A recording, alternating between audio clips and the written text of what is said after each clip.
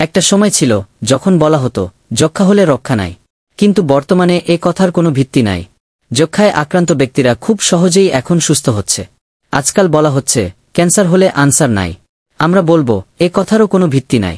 Cancer আক্রান্ত ব্যক্তিরাও বর্তমানে সুস্থ হচ্ছে, তবে এ ক্ষেত্রে দরকার সঠিক চিকিৎসা এবং পরিচর্যা। সঠিক ঔষধের মাধ্যমে ক্যান্সারের জীবাণুগুলো ধ্বংস করা বর্তমানে চিকিৎসা বিজ্ঞানের পক্ষে একেবারেই সহজ। এ ক্ষেত্রে হোমিওপ্যাথি চিকিৎসা খুলে দিয়েছে নতুন দোয়ার। হোমিওপ্যাথি চিকিৎসার মাধ্যমে স্থায়ীভাবে ক্যান্সার নিরাময় সম্ভব। বিশিষ্ট ক্যান্সার গবেষক অধ্যক্ষ ডাক্তার এস.এম. সরোয়ার স্যার ক্যান্সারের চিকিৎসায় পার করেছেন সাফল্যের 30 বছর। এই দীর্ঘ সময়ে তার হাতে 5,000-এরও অধিক ক্যান্সার রোগী সুস্থ হয়েছে। ইউটিউব এবং ফেসবুকে সুস্থ রোগীদের বহু সাক্ষাৎকার রয়েছে, সার্চ দিয়ে সাক্ষাৎকারগুলো দেখতে পারেন। সাফল্যের স্বীকৃতি হিসেবে তিনি নানা পদকে ভূষিত হয়েছেন। তন্মধ্যে রাষ্ট্রপতি মোহাম্মদ শাহাবুদ্দিন চুপ্পুর কাছ থেকেও তিনি পদক পেয়েছেন। স্যার গণস্বাস্থ্য হোমিও প্রতিষ্ঠানের মাধ্যমে জনসাধারণকে বিরামহীনভাবে সেবা দিয়ে যাচ্ছেন।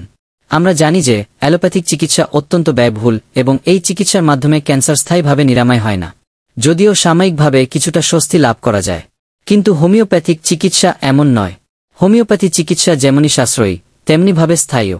তাই ক্যান্সার থেকে স্থায়ীভাবে সুস্থতা লাভ করতে চলে আসুন গণস্বাস্থ্য হোমিওতে। সিরিয়াল ও পরামর্শের জন্য যোগাযোগ করুন 0184082508 নম্বরে।